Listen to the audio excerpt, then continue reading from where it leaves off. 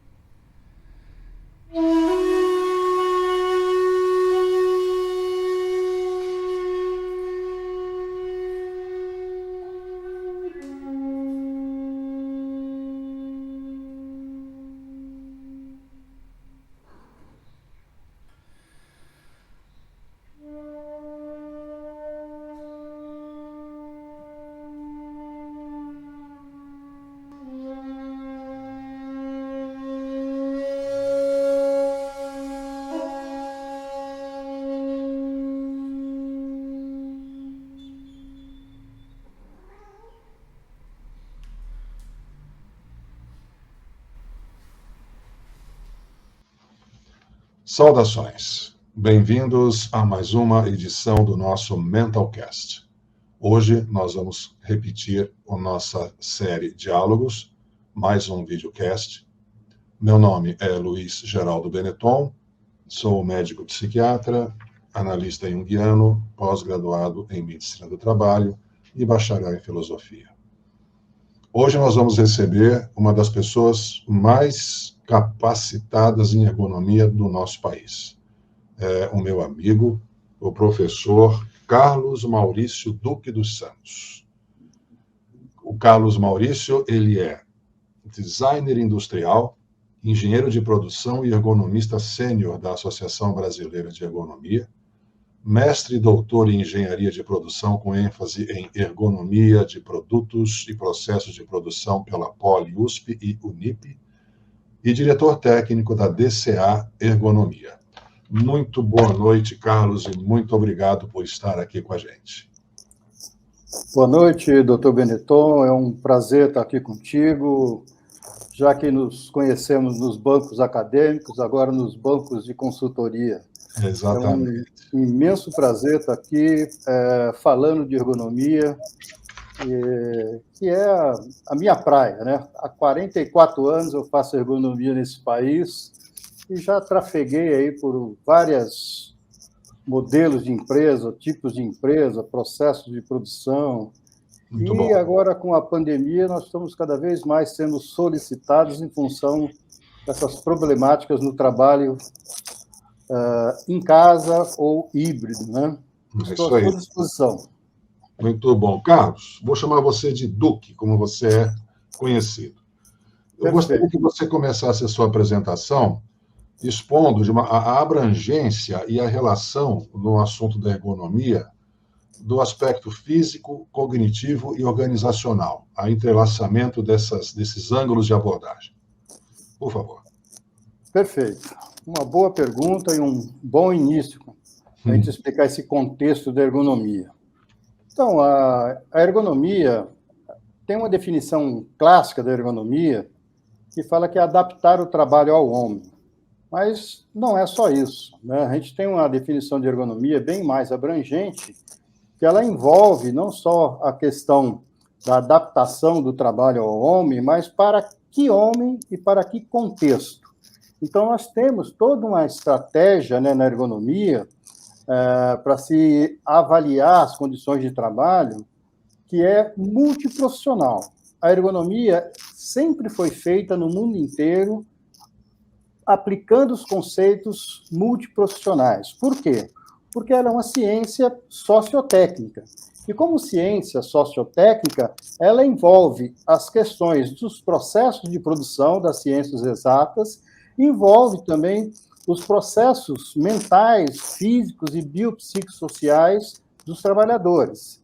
Então, essa junção desse conceito da ergonomia, do ponto de vista físico, do ponto de vista mental, do ponto de vista social, é importantíssimo. Então, por isso que a gente fala que a ergonomia ela tem essa abordagem, essa abrangência da questão que nós chamamos de ergonomia física, ergonomia cognitiva e ergonomia organizacional.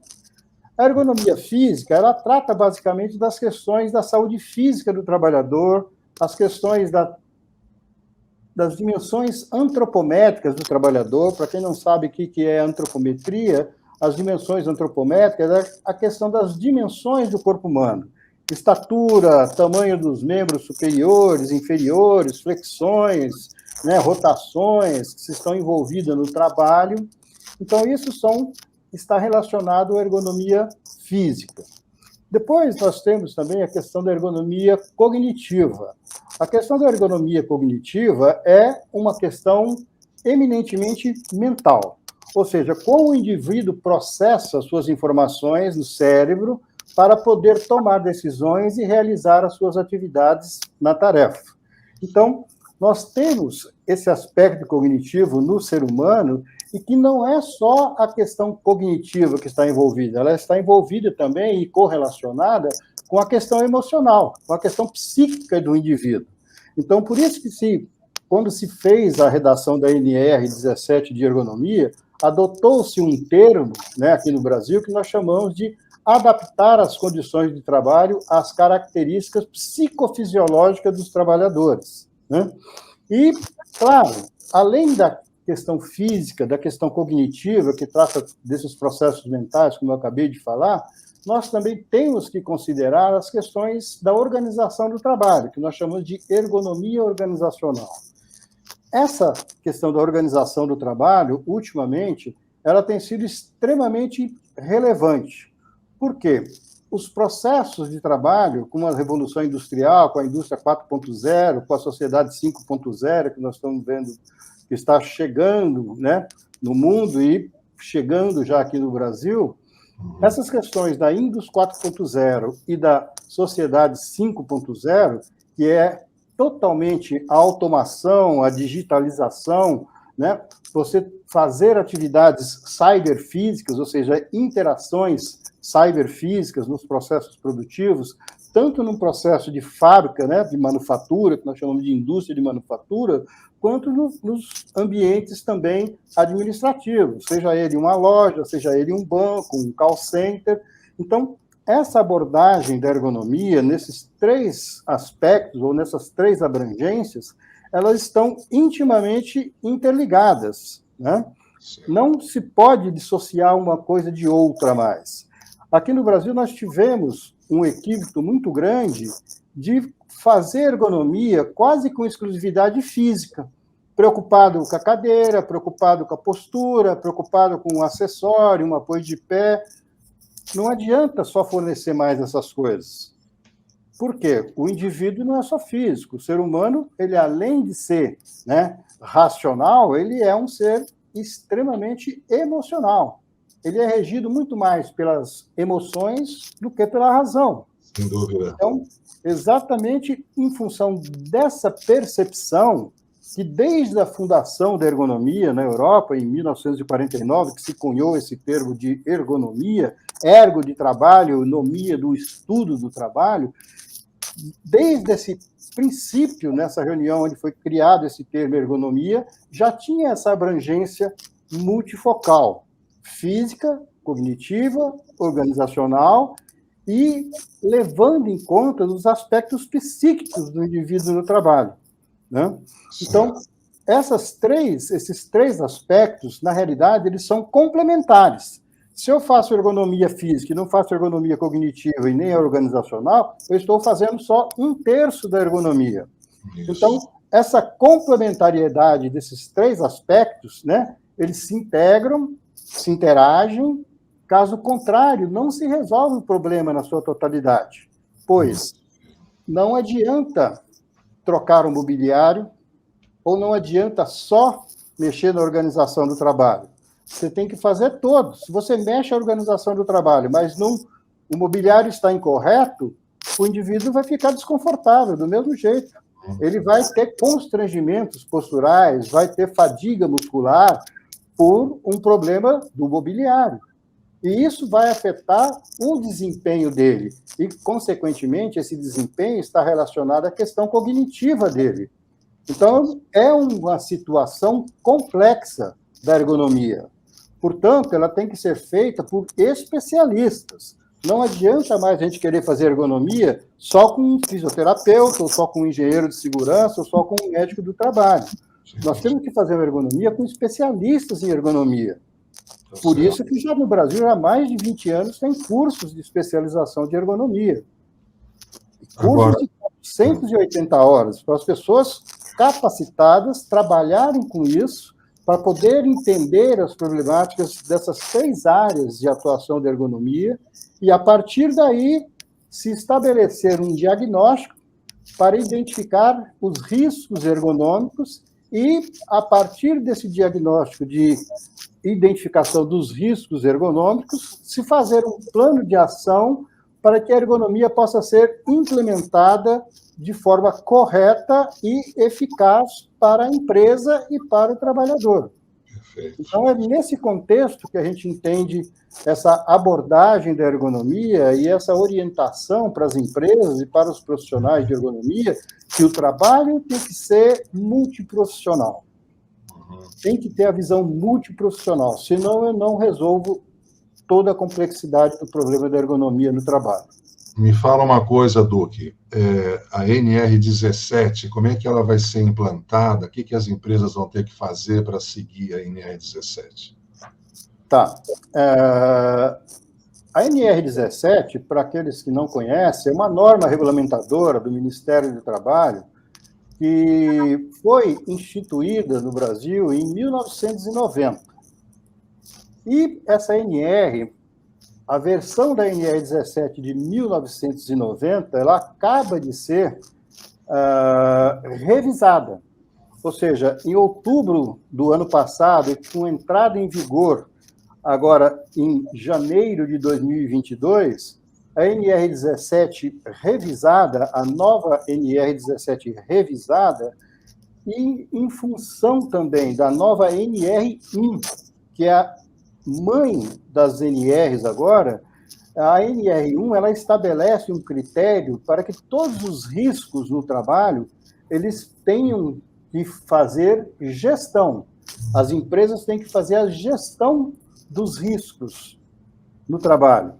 E, evidentemente, a NR17, agora, ela foi reescrita para que você possa fazer a gestão da ergonomia dentro da NR17. Então, você precisa implementar um programa de gestão dos riscos ergonômicos, conforme exige a NR1, né? E tendo por referência os itens e os subitens da NR17. A NR17 ela tem 5 subitens importantíssimos, que é o levantamento, transporte e manuseio de materiais, que é o mobiliário do posto de trabalho, os equipamentos do posto de trabalho, as condições de conforto ambiental no trabalho e a própria organização do trabalho. Então, todos esses 5 macro-itens da NR17, elas devem ser abordadas no que nós chamamos agora, com essa nova revisão da NR, de uma avaliação ergonômica preliminar, ou seja, uma AEP, que é uma avaliação ergonômica preliminar. Essa avaliação ergonômica preliminar, que é uma primeira etapa para se cumprir a NR17 de ergonomia, ela deve ser feita, né, pelos profissionais da ergonomia, não é por qualquer um. Nós estamos utilizando um termo, né, preliminar, mas não significa superficial. Muita gente está entendendo equivocadamente essa questão, fazendo uma avaliação preliminar de uma forma superficial. Não é isso. Então, até para se fazer uma avaliação ergonômica preliminar, o ergonomista, com formação técnica apropriada, é que vai entender o que é superficial e o que não é superficial, aquilo que é necessário ter, né, de uma forma abrangente, profunda, para se identificar um risco ergonômico, mesmo ainda numa avaliação ergonômica preliminar.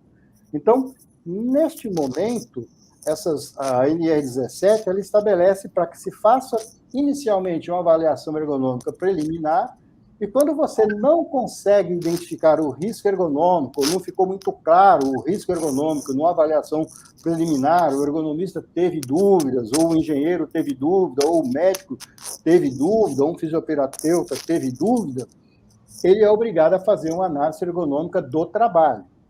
A análise ergonômica do trabalho é uma metodologia de avaliação ergonômica de uma condição de trabalho que aborda várias questões que normalmente não são identificadas, né, numa avaliação ergonômica preliminar. Então, quando você faz, num primeiro momento, a avaliação ergonômica preliminar para atender a NR17, o objetivo é o quê? É identificar os riscos ergonômicos. Identificados os riscos ergonômicos, você vai elaborar um PGR. O que é um PGR?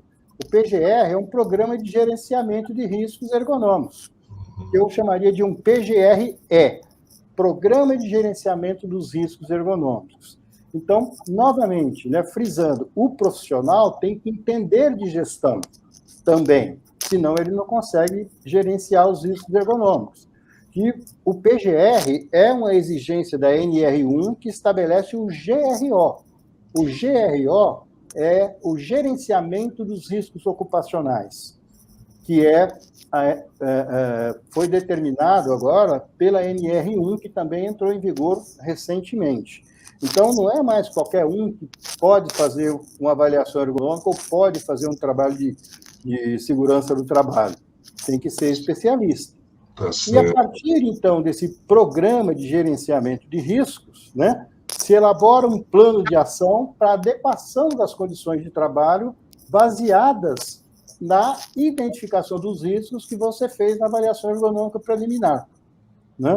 Então, todo esse plano de ação, né, para você implementar as melhorias das condições de trabalho, ele atende a NR 17 de ergonomia e visa, acima de tudo, a implementação das recomendações do ergonomista, que nós chamamos de projetos de adequação ergonômica. E nesses projetos de adequação ergonômica, nós precisamos considerar as questões biopsicossociais e organizacionais, Sim. considerando os aspectos da saúde física, da saúde mental e também as questões sociais do trabalho. Sim, sim. Hoje, cada vez mais necessários, em função do trabalho em home office e em função da pandemia. Então, o trabalho em home office, né, ele exige, né, uma interação dos colegas. Porque se o indivíduo está trabalhando em home office, ele fica isolado, hoje as pesquisas já nos indicaram que uma das grandes causas dos problemas no trabalho em home office é o isolamento. Sim. Então, tem que ter essa integração com os colegas. A família, como é que o indivíduo trabalha em casa, qual é a relação dele com a família e com a sociedade como um todo, né? Porque todos esses relacionamentos têm que ser saudáveis e amigáveis para que o trabalho do indivíduo seja desempenhado de uma forma adequada, participativa e colaborativa, né? Então, por isso que a gente usa o termo até de tripé da saúde em ergonomia. Diga. O tripé da saúde em ergonomia, nós chamamos, é aquele tripé que nós falamos lá no começo. A ergonomia física, a ergonomia psique-cognitiva e a ergonomia organizacional. Então, esses três aspectos aí, eles se complementam, eles se fundem, eles se integram, eles se interagem, que é para a gente entender como solucionar um problema. Não é só solucionar um problema da saúde física, não é só solucionar um problema da saúde mental do indivíduo, não é só solucionar um problema das questões organizacionais do trabalho, né? Tem que estar todo junto. Então, daí a necessidade de o ergonomista não só ter capacitação técnica e acadêmica, mas também experiência. A experiência do ergonomista conta muito nessa interação e nessa identificação dos problemas. Se você pega um ergonomista, mesmo especialista, que não tem uma boa experiência de ergonomia, adquirida com os anos da prática da ergonomia na empresa, dificilmente ele conseguirá fazer uma AEP ou mesmo um AET de forma adequada que possa contribuir com a empresa e com os trabalhadores. Certo, beleza. Resposta maravilhosa. Doutor Benetton, então, depois dessa minha explanação, eu também gostaria de fazer uma pergunta para o senhor. Diga. Como você vê a importância dos aspectos psicológicos, cognitivos e organizacionais no trabalho em home office, para a saúde do trabalhador? Eu quero focar mais na questão do trabalho em home office, porque nós já temos alguns estudos, né, mostrando uma certa dificuldade das pessoas trabalharem no home office. Eu gostaria de saber do senhor. Deixa eu fazer um comentário, vou voltar um pouco, 2 faixas no disco. Tá. Quando você começou a falar da abrangência e da integração, e você fez aquele comentário que é clássico no discurso da história da ergonomia, que é falar que a ergonomia, lá no comecinho, ela se preocupava com o mobiliário, o ângulo da cadeira, a distância, aquela coisa toda, que é o aspecto físico, sem contar com o organizacional e sem contar com o emocional. Eu só quero realçar que esse vício que hoje está mudando, ele foi muito coerente com a visão que a organização do trabalho tinha do trabalhador como uma peça. Como uma peça. Quando eu dava aula de psicologia médica lá na Unifesp, eu chegava para os alunos do 5º ano e falava assim, com todo respeito aos botânicos, com todo respeito aos veterinários, mas vocês querem ser o quê quando crescerem? Botânicos, veterinários ou médicos? Porque cada um tem o seu objeto. O botânico vai cuidar da planta maravilhosamente, né? A agricultura, aquela coisa toda. O veterinário é responsável por um monte de coisa da saúde do animal. E o médico, ele tem uma outra dimensão que abarca as dimensões anteriores, que é a alma, que é o sentimento, que é o psiquismo, essa coisa toda. É a mesma coisa. A dificuldade que existe em ultrapassar a mentalidade de que o homem é máquina. Essa mentalidade que vem desde o cartesianismo, entendeu? E que ainda perdura. Então, quando tem um discurso igual ao seu, que luta pela mentalidade da integração desses aspectos, isso é muito importante, tem que ser repetido para criar cultura, porque a cultura ainda é troca de cadeira, entendeu? Então, às vezes, a própria pessoa que está trabalhando em home office, ela restringe a queixa dela ao desconforto, sem perceber que o isolamento também faz mal, assim por diante. Então, se eu fosse agora, numa segunda parte da minha resposta, falar mais especificamente os aspectos psicológicos e organizacionais, dos psicológicos, uma coisa que é tanto em home office quanto presencial é a falta de reconhecimento do trabalho. E em home office isso fica mais fácil de acontecer, por quê? Porque o que a pessoa faz, ela manda o produto do trabalho dela. A apresentação virtual, ela é pobre. Ela é pobre do ponto de vista da marcação de presença. Não tem presença. Então, assim, quando você só usa o virtual, você está tendo uma pobreza de comunicação muito grande. Existe aquela tabelinha clássica, né, que se você escreve uma carta, se você dá um telefonema, ou se você fala frente a frente com a pessoa, os saltos de qualidade de comunicação é o dobro, do triplo, entendeu? Quer dizer, você tem 7% de eficácia de comunicação num e-mail, num Twitter, no Instagram. O Instagram ainda tem foto, ainda tem imagem, mas Twitter, Telegram, o WhatsApp que você escreve, e as pessoas ficam até chateadas se você manda áudio. Você mandou áudio, por que isso? Mas o áudio é tom de voz. O áudio está dizendo como é que está meu estado de espírito. Então, existe essa coisa muito gozada. Se você escreve com letra maiúscula, você está bravo. Acho muito gozado essa convenção de que o sentimento agora ficou reduzido a um código tão pobre, assim, né? Porque nós estamos só usando esse tipo de comunicação. Então, assim, uma coisa que acontece muito no home office é a pessoa se sentir isolada, com risco de se sentir esquecida. Porque não tem mais reunião presencial, não tem mais o calor do elogio, não tem mais o calor até da bronca. A bronca é sempre muito mais ferina do que é gostoso o elogio, isso é universal, né? O ambiente do trabalho não é necessariamente, quando é presencial, ele não é necessariamente um ambiente amistoso, não é. Muitos são ambientes tóxicos, ambientes difíceis de estar. Mas, ainda assim, na comparação de você estar num ambiente que você tem condição de dialogar, condição de trabalhar com mais capacidade técnica, versus o que aconteceu na pandemia, que foi uma invasão por decreto, né, do trabalho invadido lá, né? Então, assim, houve muita confusão e aumentou a violência doméstica, aumentou o divórcio, aumentou a repetição de criança, enfim. Não teve boas repercussões o home office, do ponto de vista emocional. Do ponto de vista da organização do trabalho, do home office, a coisa que eu mais ouço é a sobrecarga. Porque o home office ele permite que alguém ligue para você 7h30 da noite ou 6h30, né, da tarde, né? E fale, tem mais esse relatório aqui para você revisar que é para amanhã. Né? Você está em casa mesmo, você estaria no trânsito, não estaria? Está de pijama aí, né? Já jantou e está vendo TV, né? Então vai lá e faz o relatório.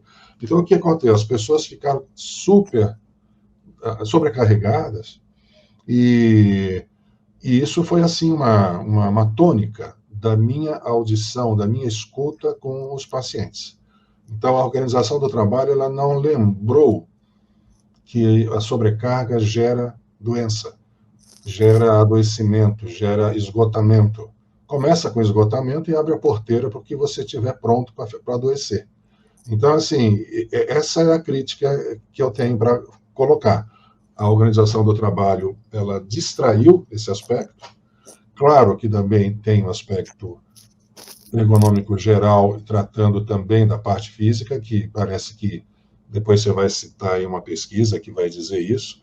Mas, assim, o quanto que as pessoas sofreram e estão sofrendo ainda com o teletrabalho. Tem o lado bom, entre aspas, que é estar em casa o tempo todo, ver filho crescer, tal, mas isso aí é um pouco de... Eu acho que isso aí é um pouco de Facebook, sabe? Aquela imagem que você quer colocar, que você está feliz, que você está bacana, tal, porque eu ouço o sofrimento, né? Ninguém vem contar para mim que está feliz. Na psiquiatria, ninguém vem dizer, doutor, vim aqui fazer consulta porque eu estou muito feliz. Isso não existe. Então, a pessoa vem dizer por que ela está sofrendo. E aí, quando você vai apurando, você tem lideranças que não sabem liderar, gestores que não sabem fazer gestão, assédio moral horizontal, vertical, ascendente, descendente, você tem de tudo, mesmo no home office. Tem assédio moral virtual agora, né? Uma nova modalidade. Então, nós ainda estamos caminhando nessa civilização, né? Nós ainda não estamos, existe ainda uma certa selvageria solta por aí, que faz com que as pessoas sejam, assim, um pouco éticas umas com as outras. Isso existe muito, né? Então, esses aspectos aí do home office, ele trouxe o que eu ouço, né? A minha amostragem é essa minha fala agora, né? Ô, Duque, deixa eu fazer uma pergunta de volta para você. Antes de você fazer a pergunta, deixa eu dar tentando complementar um pouquinho do que você falou aí, e corroborar com a seguinte coisa que a gente tem vivenciado em função desses problemas no home office. Que a hora que você coloca essa questão do isolamento, essa questão da falta, né, de interação entre as pessoas, o ser humano, ele sente isso, como você bem já detectou. Sim. Mas, né, se esquecem que esses problemas, eles afetam a questão cognitiva do indivíduo. E se eles afetam a questão cognitiva do indivíduo, vai afetar o desempenho do indivíduo na fazer a tarefa dele. Perfeito. Porque os processos mentais do indivíduo, para ele executar qualquer tipo de tarefa, especialmente uma tarefa usando tecnologias cyberfísicas, cybers digitais, né? As tecnologias digitais, os softwares digitais, o computadorzinho que está à nossa frente num trabalho teleremoto, né? Um trabalho remoto, usando o computador, é pura cognição. Agora, Sim. se o trabalhador não está saudável do ponto de vista social, ele vai sentir essa falta e isso vai afetar a mente dele, que, consequentemente, vai afetar a cognição dele. Sim. E isso vai gerar incapacidade para o trabalho eficaz e eficiente, porque a cognição diminui a capacidade de atenção, diminui a capacidade de raciocínio, diminui a capacidade de memória, e ele fica menos produtivo. Ou seja, esse aspecto tem o aspecto econômico desse problema psicossocial que a gente está discutindo. E não é só a questão do conforto, é o desempenho do indivíduo e a produção do indivíduo. E essa visão que nós temos que ter, que as empresas têm que ter, porque as empresas querem que o indivíduo produza. Mas como ele vai produzir se ele tem essa carga de trabalho acima da capacidade dele, que está gerando uma série de problemas para ele? Isso. Eu soube por pessoas da área que o empresariado, né, o pessoal, os donos de empresa, né, os grandes gestores, né, eles começaram a perceber no meio da pandemia, no ano 2020, assim, no fim de 2020, eles começaram a perceber a diferença de qualidade do trabalho, que o home office caiu a qualidade do trabalho. E estavam rezando para a pandemia diminuir, e você pode perceber que ela deu um respiro, já teve uma saraivada de ordens aí para as pessoas voltarem para o presencial. Aí vão fazer híbrido, aquela coisa toda lá e tal, mas assim, a qualidade do trabalho presencial é óbvio que ela é melhor do que o home office, porque o home office ele amolece, a pessoa fica amolecida. O trabalho tem que ser feito não como escravo, mas num ritmo de prontidão. Senão eu amoleço tudo, aí fica ruim mesmo. Vou fazer a pergunta para você É agora. aquela história, né? Nós, né, você, eu, que somos professores, damos aulas, nós somos jogados na frente do computador para dar aula remota. É, Não é a mesma coisa da aula presencial. não, consulta remota também não gosto. E isso me preocupa muito, essa questão acadêmica de se adotar as aulas remotas. Na realidade, é aula remota, não é EAD. EAD é outro contexto de aula, é outra história. Nós somos colocados em aula remota. Eu tenho uma tese, né, no sentido assim, pessoal, de que o virtual emburrece. O virtual, se você fica viciado na virtualidade, você está deixando de ir além do que você poderia ir. Porque a virtualidade, ela só facilita. E você sabe disso. Se você só tem facilidades, você não cresce. Você Exatamente. desenvolve as suas capacidades. Exatamente. Duque, me responde uma coisa. A importância da qualidade ergonômica. A qualidade ergonômica. O que é isso, Duque? Pois é. O termo qualidade ergonômica, praticamente eu que inventei na minha tese de doutorado. Que bom. Como eu fiz a minha tese de doutorado em engenharia de produção, na área de concentração da engenharia da qualidade, eu levei a qualidade para a ergonomia. Então, o que é uma qualidade ergonômica? Então, a gente define qualidade ergonômica quando você faz ergonomia além das expectativas dos trabalhadores. Você ir além do que pede uma legislação. Você tem um diferencial da ergonomia para satisfazer as necessidades das pessoas, né? Então, a qualidade ergonômica é você ir além. E, evidentemente, a hora que nós estamos falando de qualidade, nós estamos falando da gestão da qualidade, nós temos que falar da gestão da qualidade ergonômica, porque senão nós ficamos no trivial e no superficial na ergonomia. Então, a qualidade ergonômica ela está diretamente ligada à questão da avaliação, de como eu avaliar uma situação ergonomicamente. Como eu avaliar se o mobiliário é ergonômico? O que é um mobiliário ergonomicamente adequado? O que é um mobiliário de qualidade ergonômica? O que é um software de qualidade ergonômica?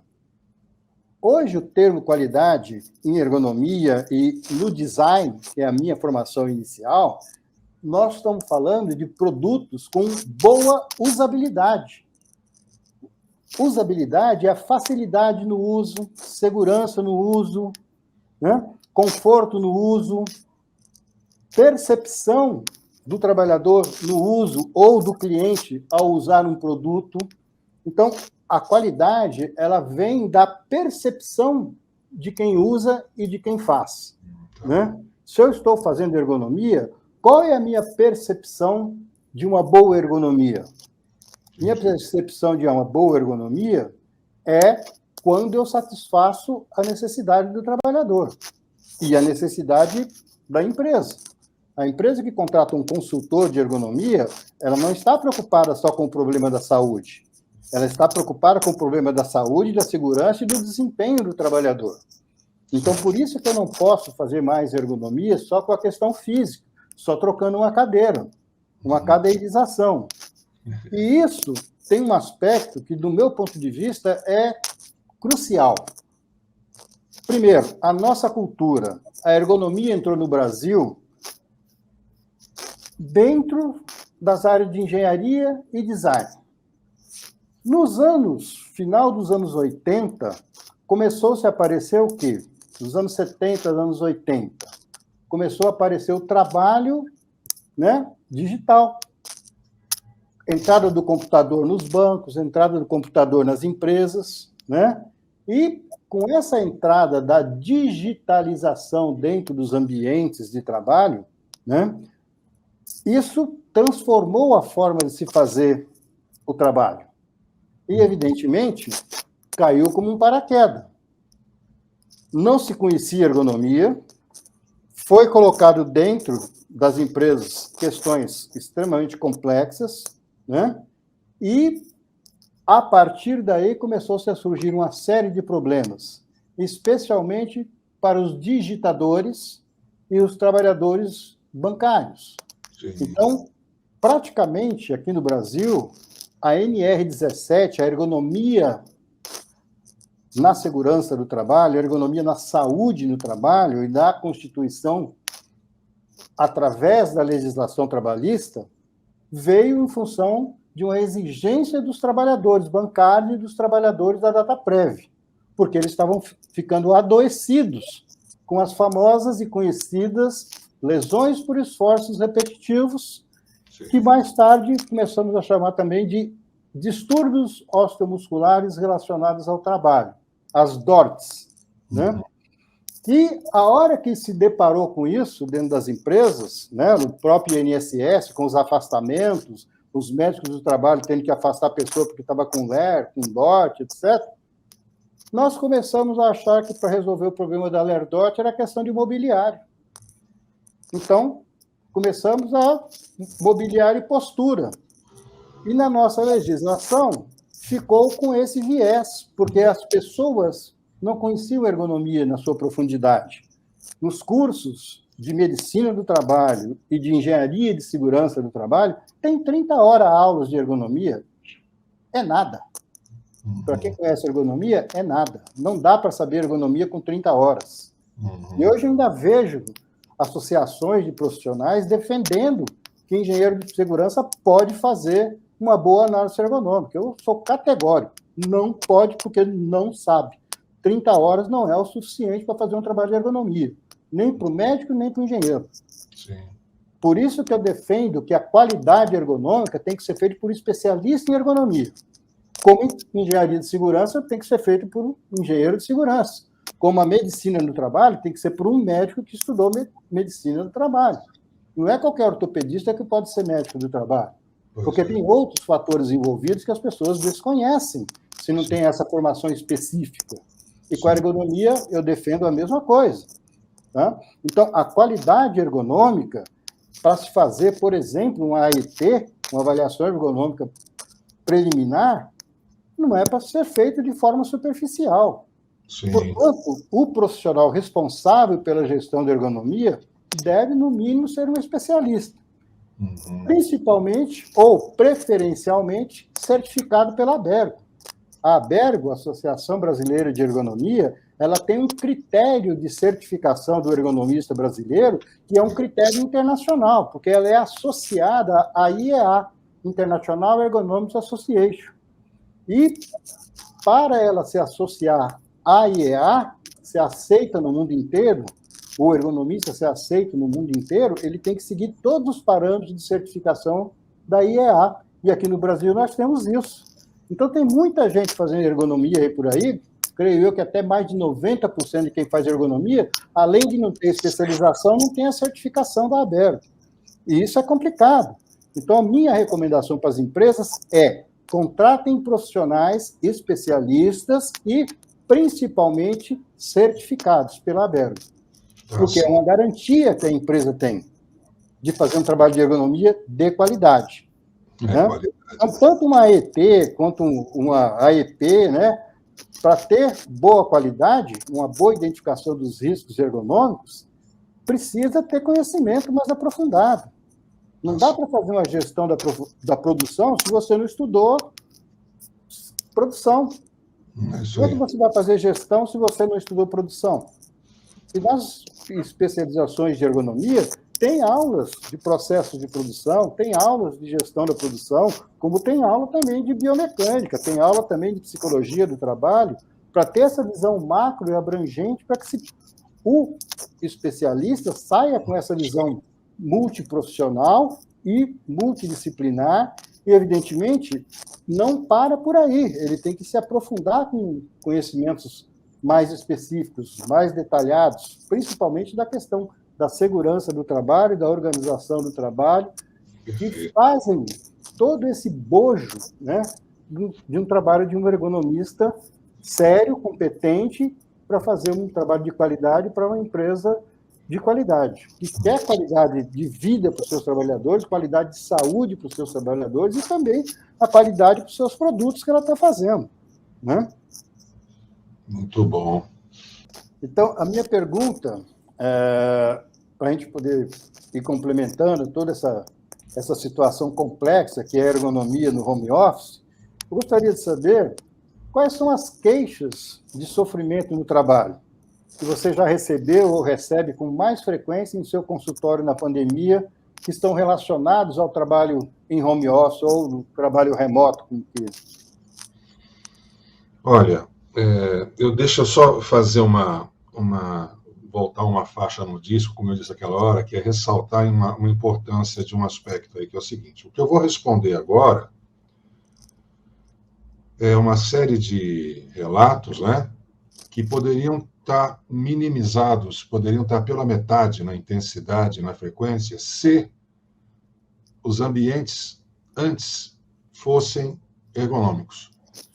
Porque, assim, a não ergonomização de um ambiente, ela incomoda, ela perturba, e essa somatória de energias negativas, vamos chamar assim na gíria, né? Essa somatória de perturbações pequenas, elas vão tirando a pessoa de uma situação mais tranquila, mais racional, deixando mais estressada, essa coisa toda. Então, a falta de uma organização ergonômica favorece o que eu vou falar agora, mesmo em home office ou mesmo presencial. O presencial, antes, para responder sobre home office, falar um pouquinho do presencial antes, o que havia era a queixa básica que existia antes da pandemia, do ponto de vista do sofrimento de um trabalhador, era injustiça. Eles se queixavam de pequenas ou grandes injustiças no meio do trabalho feitas com eles. A injustiça ia desde assédio, que é uma coisa grosseira, até, por exemplo, adiar férias, adiar promoções, não elogiar um trabalho que foi muito bem feito, muito caprichado, apresentado e não fez mais que obrigação, tchau. Porque as pessoas, elas precisam de um reconhecimento, elas precisam ser incentivadas. Porque nós temos que pensar o seguinte: quando uma pessoa vai trabalhar num escritório como engenheiro e estudou engenharia, ela é muito mais do que isso. Embora ela esteja trabalhando no que quer, fazendo o que gosta, ela é mais do que aquilo. Ela pode ser musicista, poeta, ela pode ser um grande ator, amador, e é engenheiro ali de produção, engenheiro de construção, tanto faz. O fato é que quando a pessoa trabalha, ela não está realizando todo o potencial dela. Agora, eu dei o exemplo construído de uma pessoa que, por exemplo, estudou engenharia e foi fazer um trabalho de engenharia. Agora, Duque, vamos responder só mentalmente, senão a gente muda o assunto. Quantos, num corte transversal, trabalham naquilo que desejavam estar trabalhando? A minoria. A minoria hoje trabalha em algo que não é exatamente aquilo que a pessoa estava querendo trabalhar. Quanta gente estudou o curso universitário X e está hoje trabalhando numa outra função? Que bom que as pessoas têm essa plasticidade, tudo. Só que tem uma frustração aí.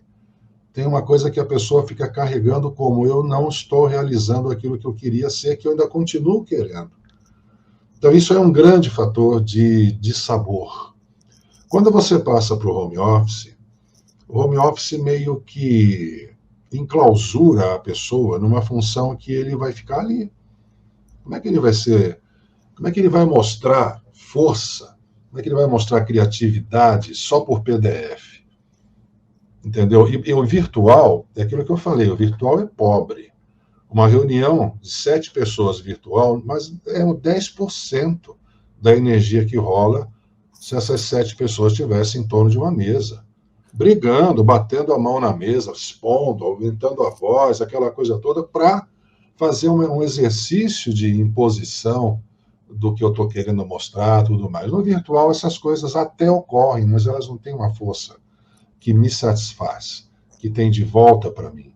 Então, o home office, ele ajuda uma certa opressão, ele ajuda uma certa sensação de enclausuramento naquela função que eu estou meio que... dá uma sensação de perpetuação. É interessante agora que está tendo essa mudança para híbrido, né? A resistência das pessoas que no começo se queixavam, agora estão resistindo a voltar. Porque criaram, e isso é muito preocupante, criaram um hábito da desnutrição. Entendeu? Assim, na medida que eu me desacostumo com o presencial, eu fico só me nutrindo do intercâmbio virtual, eu perco o contato humano, que é aquilo que você falou. A própria cognição, aos pouquinhos, vai sendo comida pela borda, e o produto final é a qualidade do trabalho menor e a produtividade menor. Não é muito inteligente, em podendo, manter as pessoas em home office. Ah, mas eu vou economizar em aluguel. Mas vai ter outros prejuízos também. A gestão não é tão simplória assim, né? Uma coisa que, para completar a resposta da sua pergunta, né, as queixas de sofrimento no home office, é o burnout. O burnout que agora virou coqueluche, né? Agora você diagnostica burnout em cada esquina, virou uma coisa que agora virou até motivo de acidente de trabalho, né? Virou um item que permite você processar uma empresa, então ficar um ano assegurado, né? Porque é um acidente de trabalho. Mas o burnout ele é uma situação de um estresse agudo que sempre existiu. Aí, mais ou menos o quê? Há 15 anos, talvez, ganhou notoriedade esse termo, e agora ele ganhou um espaço nobre na lei, né? Mas sempre existiu o burnout, sempre existiu essa coisa da pessoa esgotar, só que agora está bem mais frequente.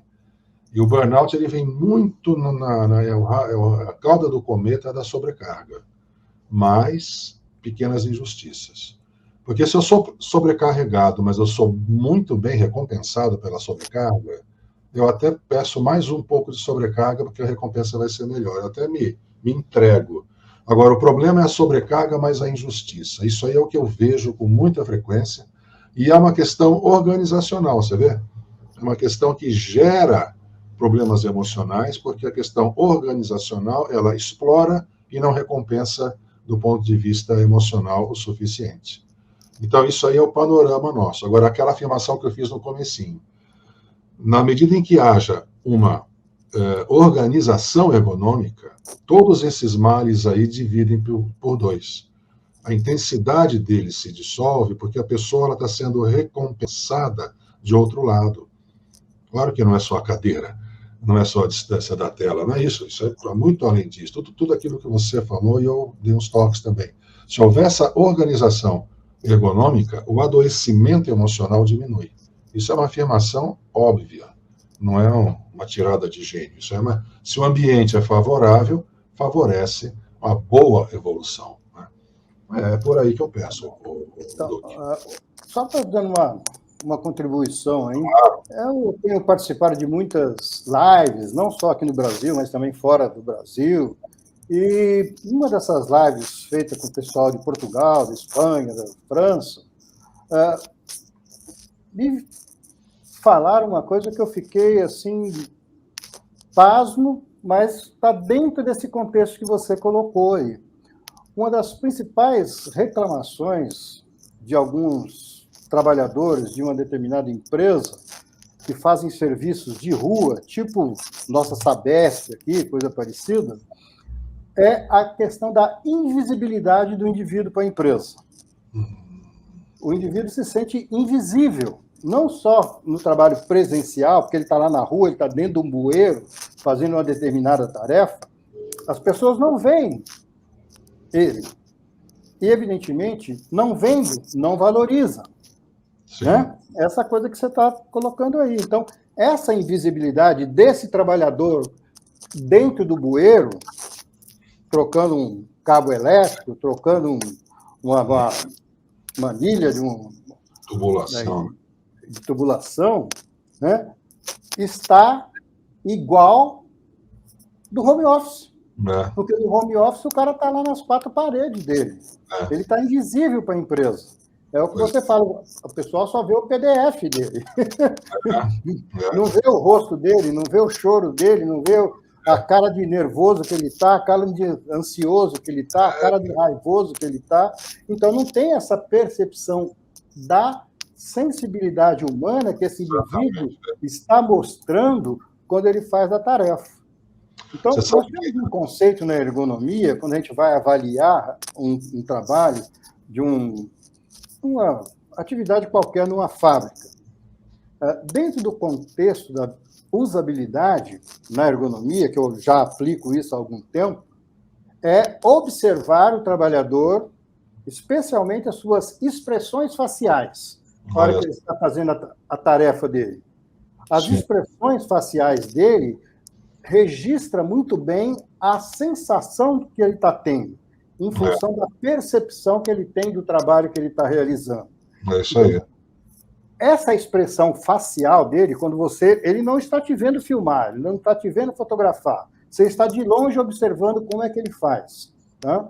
E a hora que essas expressões faciais começam a ficar, né, balançadas, você pode saber, olha, chegou no limite. Daqui para frente é só erro e o acidente pode ser fatal. É burnout ou acidente?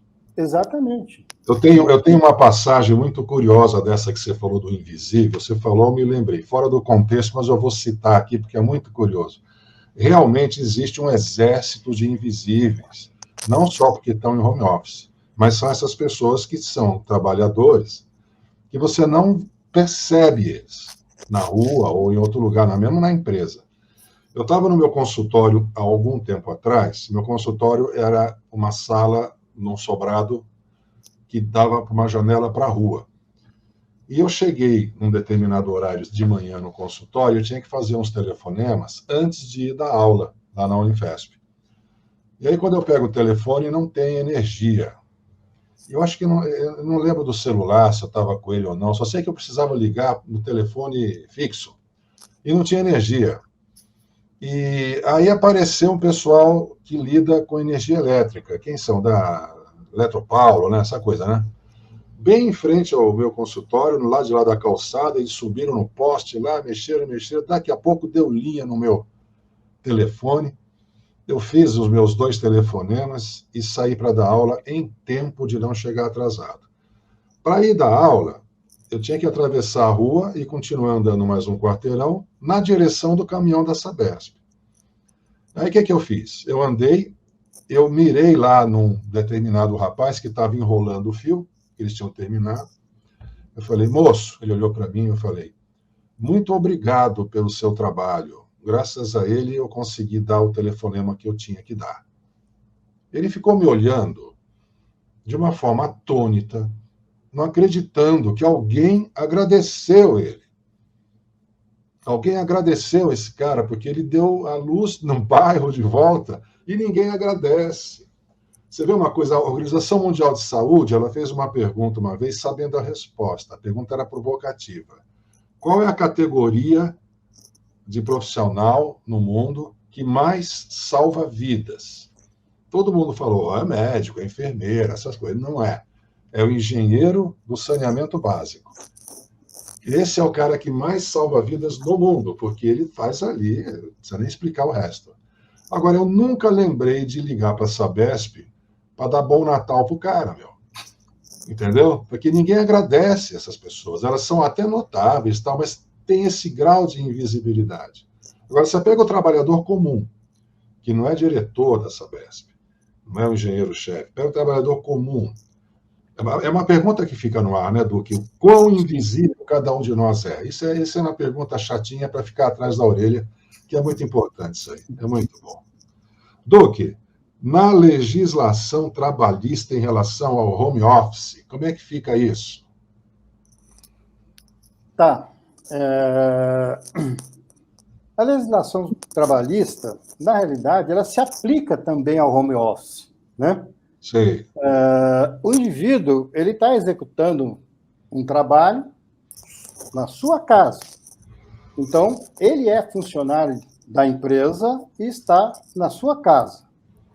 Se ele está trabalhando na sua casa e é remunerado por isso, né, conforme prevê a nossa Constituição, então, a Constituição, indiretamente, ela garante os direitos desse trabalhador em casa, né?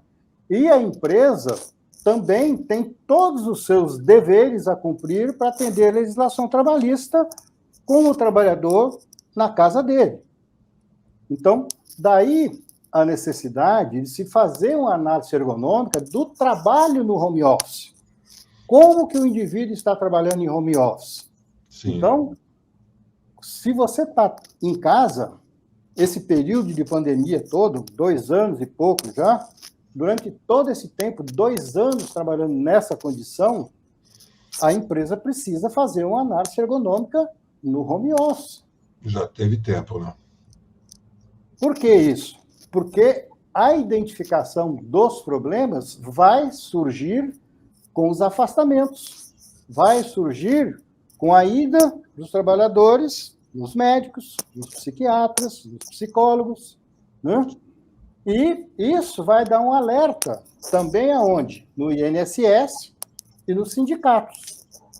Então, o trabalho em home office, ele é regido pela CLT. E tem algumas legislações, algumas recomendações que foram dadas, né, com o tempo, algumas notas técnicas, né, dos Ministérios do Trabalho, de como as empresas podem se proteger e podem contribuir para que se otimize essas condições de trabalho. Então, é necessário, sim, fazer uma análise ergonômica do trabalho no home office.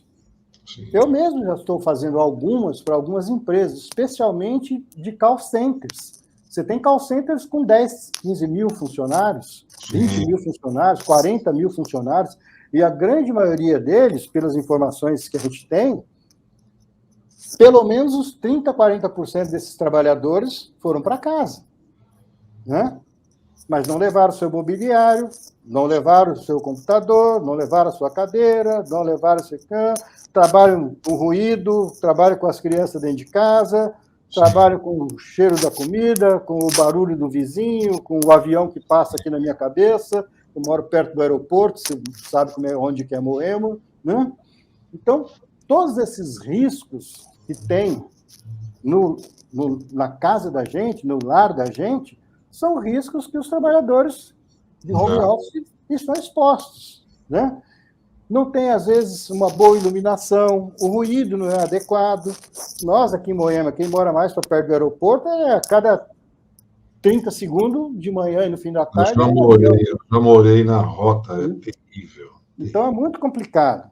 E, sem contar, né, a questão dos call centers, né? O call center tem uma legislação de ergonomia específica, que é o anexo 2 da NR17, né? Então, muitos dos trabalhadores que estão em home office é atendimento a cliente. É uma espécie de saque, só que é um saque que ele está na casa dele, tá? Se é um saque que ele está na casa dele, ele não é só atender a NR17, ele tem que atender a NR17 e o anexo 2. E o anexo 2 ele é muito mais criterioso nessa questão da administração do tempo, né? Das pausas, na questão do mobiliário, que é uma atividade específica, né, da central de atendimento, do call center. E hoje é um segmento que em todo o mundo, inclusive no Brasil, está aumentando significativamente. Uhum. E com um agravante. Os grandes call centers hoje estão saindo dos grandes centros, de São Paulo, Rio, né? Para onde estão indo? Para o Nordeste, de preferência para o interior do Nordeste ou então para o interior do Estado. Eu mesmo presto consultoria para um call center de Bauru e Marília. 15 mil funcionários. Né? Então, é uma coisa absurda. Né? Absurda. Agora, como o call center ele tem uma fiscalização mais eficiente, mais eficaz, porque tem uma legislação trabalhista específica e tem um sindicato atuante, eles conseguem fazer pressão nas empresas, exigir das empresas que cumpram a legislação. Nesse bojo, eu fui um dos consultados por algumas dessas empresas para orientar como deve ser um trabalho no call center, dentro de casa. O que eu tenho que fazer? Olha, gente, não tem outro jeito se a gente não fizer uma avaliação de como que eles estão trabalhando na casa deles. Sim. E todas as necessidades que eles nos transmitem, a gente leva para as empresas verem o que é possível fazer. Né? Às vezes, precisa fazer uma janela anti-ruído, porque perto da casa do cara tem um ruído absurdo. Né? Uma iluminação inadequada, de repente um ponto de luz, uma luminária mais adequada, etc., uma cadeira mais adequada, além de administrar o tempo e administrar a organização do trabalho. Né? Sim. E uma coisa que é interessante também, aproveitando o gancho, né? Tem uma diferença entre home office e teletrabalho? Essa é a pergunta que eu mesmo me faço e eu mesmo respondo. Sim, tem. Né? O home office é feito na casa do trabalhador, mas ele é um teletrabalho. Ele está trabalhando à distância. Né? Então, o teletrabalho pode ser feito em qualquer lugar, inclusive na rua, nos hotéis, né? Em clientes. É um teletrabalho, você está trabalhando à distância. Então, se a gente for entender aqui, qual que é a definição de teletrabalho?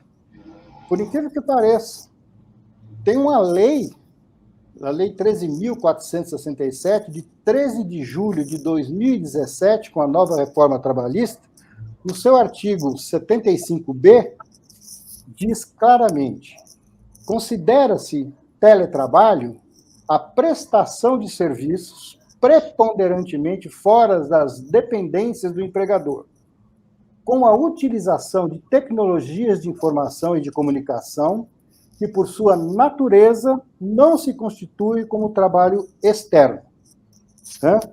E temos também uma definição do trabalho em home office. O que é uma definição do trabalho em home office? Como é que está definido o trabalho em home office? Tá?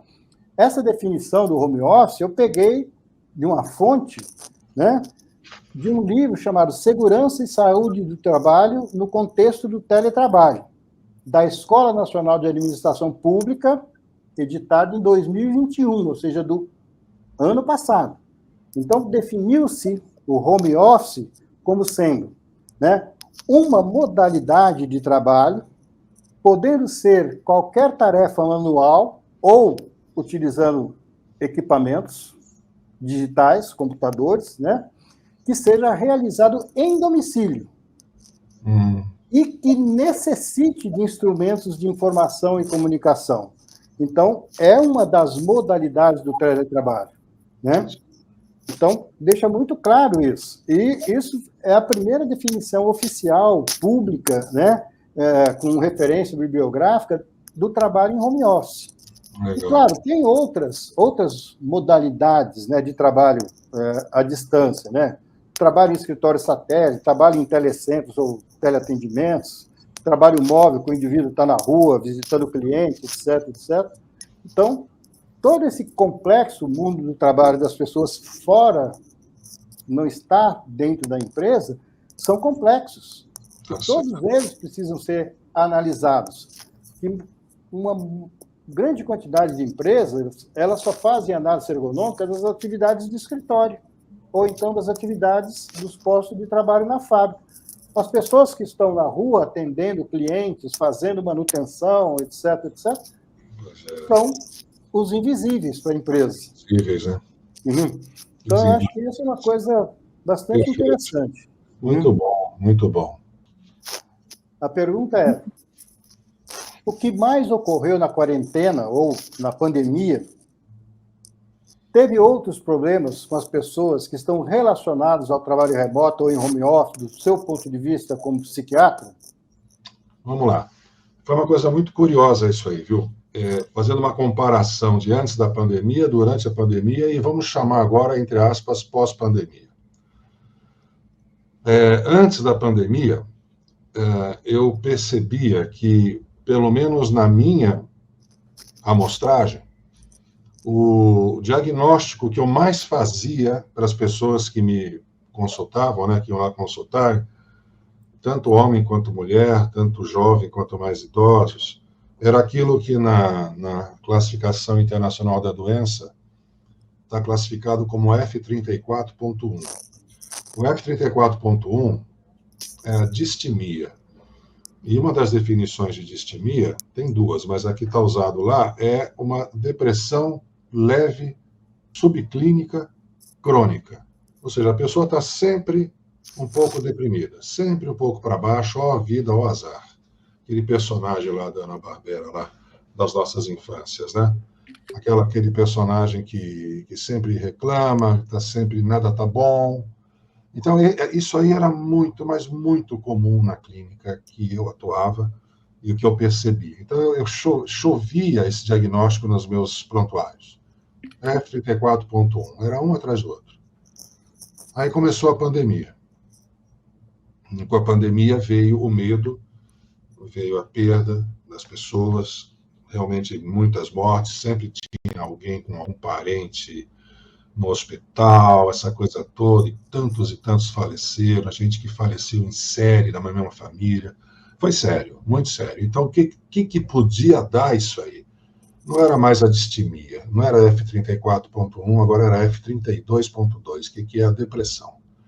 No caso, era tudo depressão reativa, mas é o mesmo código. É depressão mesmo, porque as pessoas ficaram realmente entristecidas, amedrontadas, pegou de surpresa todo mundo, ninguém estava preparado para a opressão social que ocorreu em função do medo da morte, medo do desemprego, etc. E tal. A ansiedade está sempre... A ansiedade é um vírus oportunista, está sempre em qualquer lugar. A ansiedade está em todas. Então, aumentou muito a ansiedade, muito, e da ansiedade apareceu o pânico, que é uma modalidade de ansiedade agudizada, né, com falta de ar, sensação de que vai morrer, aquele é o ataque de pânico. Aumentou muito o ataque de pânico e a depressão. E não podia ser diferente, é uma reação esperada. Agora vem a questão seguinte: quando uma pessoa ela é assaltada, por exemplo, e assaltada mesmo assim, com risco de ter morrido no assalto, tudo, e depois o bandido vai embora, tudo, ela corre o risco de apresentar aquele quadro que a gente chama de síndrome do estresse pós-traumático, que é começar a ter medo de ser assaltado de novo, não querer sair mais naquela rua que foi assaltada, pesadelo um atrás do outro. Então vem a cena vívida, com os olhos abertos, ela como se estivesse vendo ser assaltada de novo. É uma coisa horrorosa, esses flashbacks, né? É a tal da síndrome do estresse pós-traumático. Pois bem, nós estamos vivendo um pouco isso agora, vamos chamar de pós-pandemia, porque as pessoas viveram o estresse traumático. E agora muitos estão pipocando nessa síndrome do estresse pós-traumático, na versão fobia. E não é só trabalhador, viu? Não é só trabalhador. Donas de casa com medo de pôr o pé para fora. Mas agora, assim que já liberou a máscara, mas agora volta um pouquinho, tá, né? Mas assim, depois que liberou, depois que aliviou, né? Depois que não se fala mais em UTIs lotadas, tudo mais, muitas pessoas ficaram com muito medo. Eu não vou nem chamar medo residual, vou chamar de medo atual, porque a pessoa atualizou o medo. Não existe mais a notícia escandalosa na TV, não existe mais nenhum parente hospitalizado, mas ela mesma atualiza como se fosse um estresse pós-traumático, que a pessoa, sem querer, vê o assaltante 2 vezes por dia e ele não está lá. E não é alucinação, é susto mesmo, é medo, né? Imaginação. E uma outra coisa muito curiosa que também está acontecendo junto com a pandemia e agora pós-pandemia também, é uma coisa que eu chamo de pseudo-surto de transtorno de déficit de atenção. Porque uma coisa que você citou aí, que eu falei, vou unir depois quando for minha vez de falar esse aspecto aí, que é o seguinte: se a pessoa, na sobrecarga, e só prestando atenção no trabalho, o tempo todo só ligada no trabalho, porque não dá para não trabalhar, ela vai exaurir a capacidade cognitiva dela em termos de ficar esgotada mesmo. E a atenção é uma das primeiras funções que vai embora. Porque você não consegue manter o foco o tempo todo. Isso aí é fisiológico. E as pessoas começaram a aparecer às dúzias no consultório, falando de perda de foco, achando que é o tradicional TDAH que começa lá na adolescência, na infância, né? E a pessoa com 40 anos começa a falar, na pandemia eu desenvolvi essa doença. E não é essa doença, né? Mas é uma das sequelas que a pandemia está deixando para nós, né? que é o estresse pós-traumático, que já estava previsto, né? Na hora que o pessoal de linha de frente, por exemplo, as enfermeiras, né, muito médico também, que trabalhou exaustivamente, na hora que dá uma relaxada, aí vem toda à tona o estresse acumulado anteriormente, né? Então, são essas as minhas impressões, viu, Duque? Você quer complementar? Olha, eu acho que poderia, sim, dar uma complementada, né? Porque a gente tem vivenciado nas empresas que a gente presta consultoria durante essa pandemia, que tiveram alguns funcionários que foram acometidos da Covid. E alguns internados, quase 20 dias no UTI, e graças a Deus não fez a passagem dele, né, para o outro plano. Mas isso causou um tremendo pavor, né, nos colegas, né, de ir à empresa.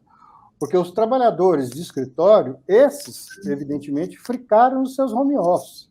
Mas os trabalhadores das fábricas, das linhas de produção, dos processos de produção contínua, de indústria química, onde eu atuo, tiveram que ir trabalhar presencialmente. Sim. Né? Então, a empresa, por mais protocolos que ela tenha criado para proteger os trabalhadores, mas o pane era imenso. Sim. Imenso. Sim, sem E dúvida. quando um desses colaboradores que saiu da Covid, ele não conseguiu mais trabalhar na empresa. Não conseguiu mais trabalhar na empresa. É fobia específica, chama isso aí. A pessoa não consegue nem olhar para a direção. Olha, não conseguia nem entrar na empresa. Ele ficou, sabe, chegou perto da porta da empresa, teve que ir embora. Né? Passa mal, né? Muito mal. Então, muito ruim, muito ruim. Então, todo cuidado é pouco, né? Agora, com essa, digamos, essa terceira onda, quarta onda, não sei, né? Que já não está tendo tanto caso de morte, mas de contaminação, sim. E o que nós já estamos vislumbrando com isso? Que outro dia até tive acesso a uma pesquisa, feita também por um colega de uma academia, de uma universidade federal, que fez uma pesquisa em relação a pós-Covid. Muitas pessoas ainda estão sendo acometidas dos sintomas pós-Covid após curada. 3, 4, 5, 6 meses. Eu tenho uma amiga que ela está no Hospital das Clínicas, da equipe de psicólogas e psiquiatras do Hospital das Clínicas, e tem aumentado assustadoramente essas pessoas, com problemas de esquecimento, com problemas, né, de Alzheimer, que começou a aparecer, uma série de situações assim, mesmo que a pessoa já tomou as 4 doses, já está o resultado dela não dá mais positivo, mas está tendo essa sequela de várias pessoas. Então, mais uma vez, né, tudo está em movimento, nada está parado e tudo está se transformando, e nós temos que ficar ligados e atentos a essas coisas. E a empresa também, né? Duque, nós vamos daqui a pouquinho encerrar. Você não quer contar um case que você falou para mim que você tinha um case para contar? Sim, até tenho alguns cases aí, né? Que a gente trabalha de consultor, cada hora está em uma empresa, de uma situação diferente, de uma área diferente, de um trabalho diferente, né, de um setor da economia diferente. Mas, de uma forma geral, como eu presto consultoria de ergonomia e eu faço gestão da ergonomia nas empresas, não faço só uma análise ergonômica, tem empresas que eu já estou há 10 anos, 12 anos, né? Algumas 4, 5. Então, quando eu entro numa empresa, eu já falo, olha, eu sei quando eu entro, agora, quando eu acabo, posso seguramente falar para você, não acaba nunca, porque o trabalho de ergonomista, se o trabalho muda, se o produto muda, se o processo muda, o ergonomista tem que estar junto. Né?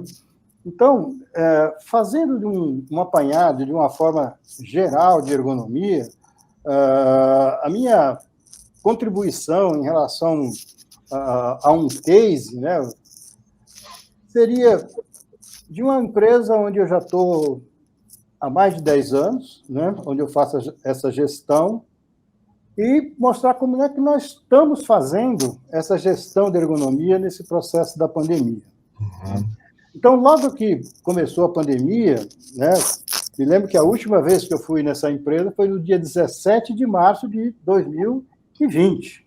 17 de março. Né?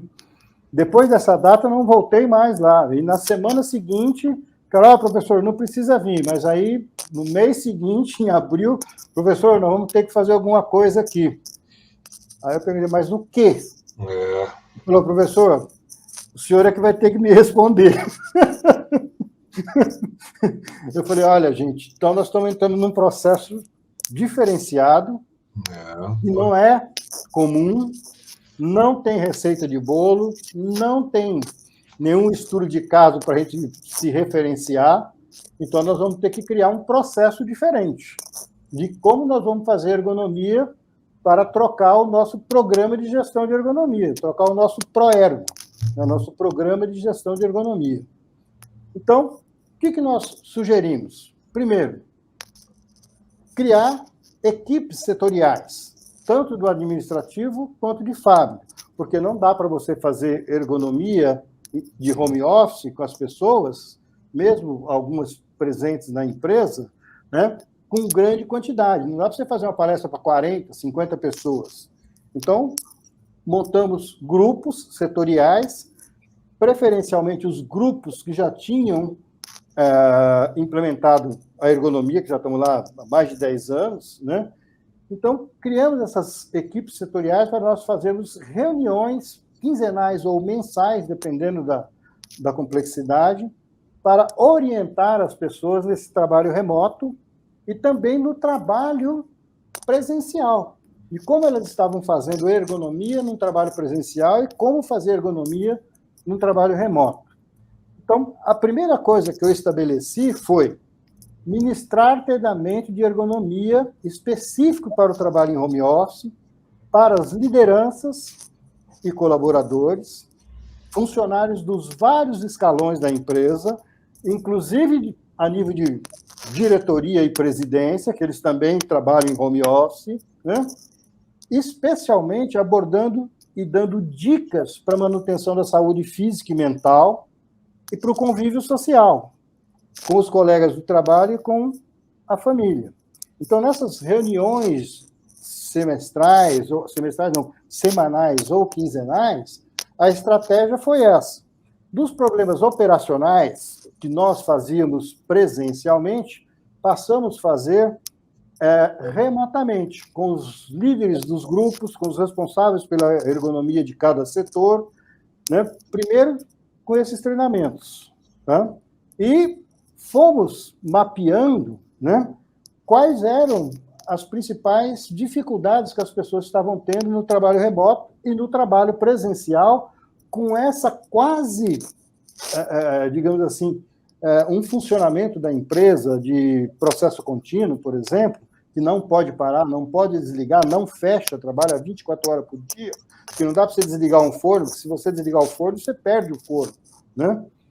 Então, era um processo contínuo, e essas pessoas começaram a ir para a fábrica, elas sentiam quase que sozinhas.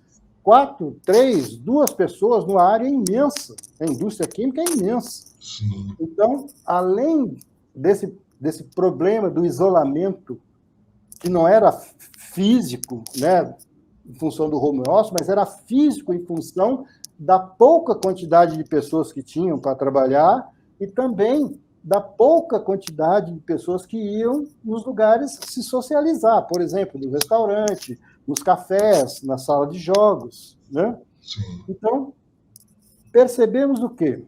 O ergonomista tem que ter uma coordenação e uma supervisão direta para dar seu parecer técnico nas questões pertinentes a qualquer tipo de tarefa, seja ela no trabalho, seja ela no home office.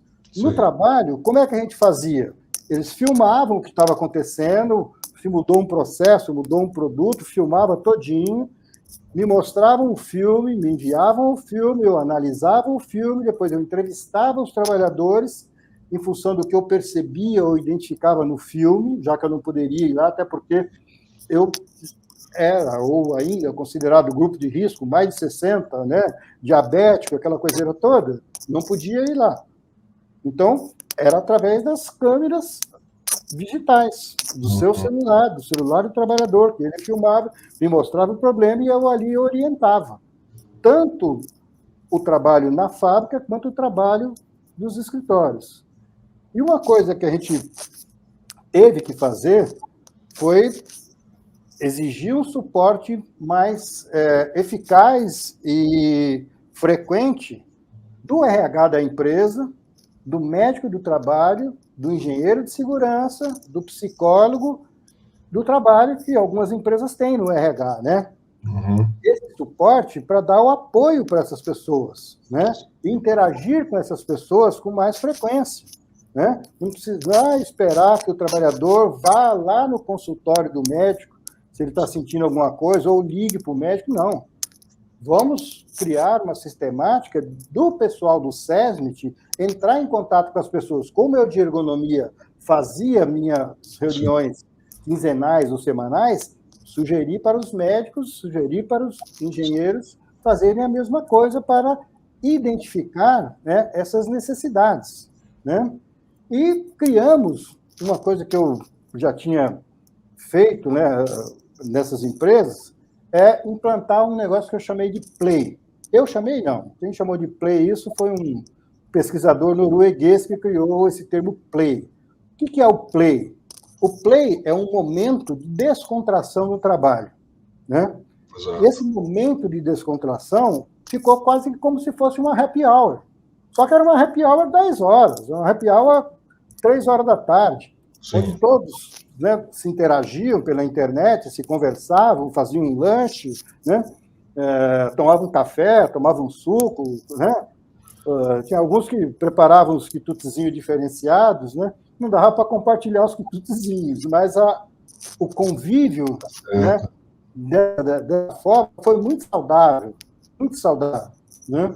E cada um também se expunha, né? Expunha o seu problema, a sua dificuldade, ou até a sua preferência de continuar no home office pelas facilidades que ele apresentava para a pessoa naquele momento, estar em casa com a família, protegido, sem ter que pegar um ônibus, sem ter que pegar um metrô, né? Para entrar em contato com a rua mais cheia de gente.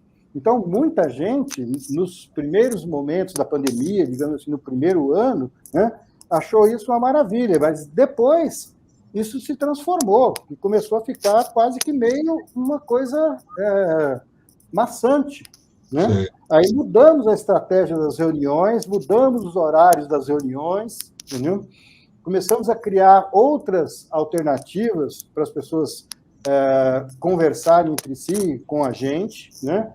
Deixamos o nosso WhatsApp da vida, o nosso computador à disposição para qualquer hora, das 8 às 18, né? Chamar a gente, conversar, mesmo individualmente, né? Para a gente poder ir orientando essas coisas, né? E eu acho que, com isso, né, a gente conseguiu administrar, e hoje nós já estamos falando, né, na maioria dessas empresas, eu estou com as 4, 5 empresas fazendo esse trabalho, já nos estruturando para fazer um trabalho híbrido. Vai uma semana sim, uma semana não, em vez de ficar 4 horas por dia, fica 2, setorizar isso para você poder ir retomando aos poucos até o momento da gente poder voltar preferencialmente. Né? Nesse contexto, nessas reuniões, eu acabei fazendo uma pesquisa, né, de satisfação com as pessoas que estavam no home office. Né? Para minha surpresa, olha só, eu estou generalizando aqui, não estou pontuando uma ou outra empresa.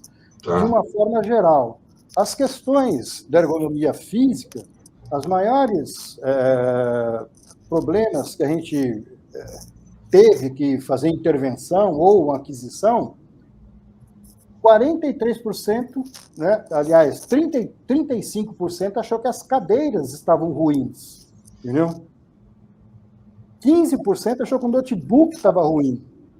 27% estavam com problemas no teclado. 4% no mouse.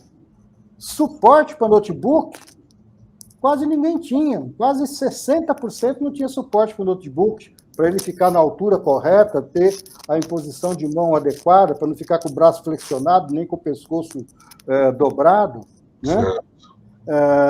Apoio de pé, quase ninguém tinha.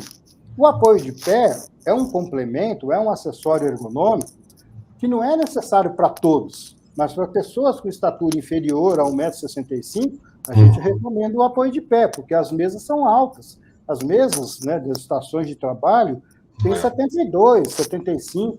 Pessoas de 1,75 m, mesmo que ela suba a cadeira, se ela subir a cadeira, ela fica com o pezinho balançando, porque ela é baixinha. Verdade. Então, uma grande quantidade de pessoas com estatura inferior a 65 não tinha o apoio de pé. Tá?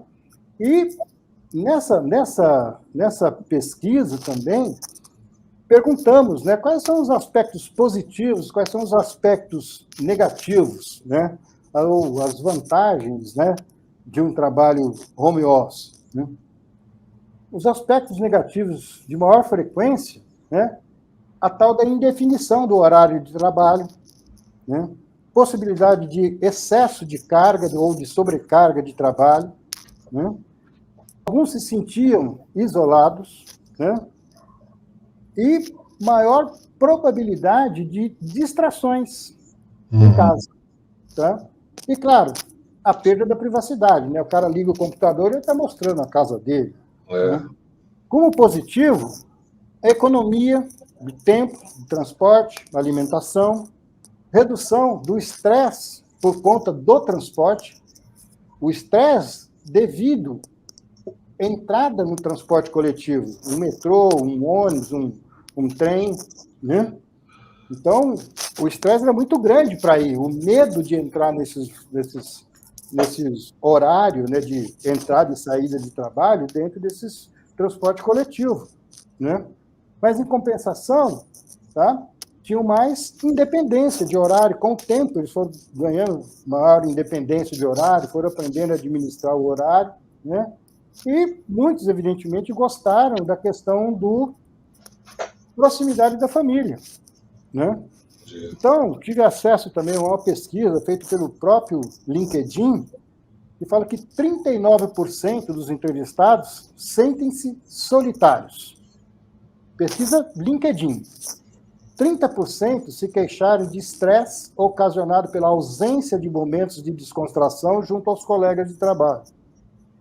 20% relataram sentirem-se inseguros, pois o trabalho à distância dificulta para que obtenham notícias sobre o que está acontecendo com a empresa e com a equipe. Sim. 24% se queixaram de dificuldades de se desligar do trabalho após o final do expediente. Sim. 18% apresentaram insegurança, né, frente à possibilidade de perder o emprego. E, evidentemente, o que a empresa pode fazer para amenizar esses impactos, já que estamos bem no finalzinho? Gerenciar as equipes à distância, fomentar conexões sociais com a equipe, sim, estimular o cuidado com a saúde integral, né?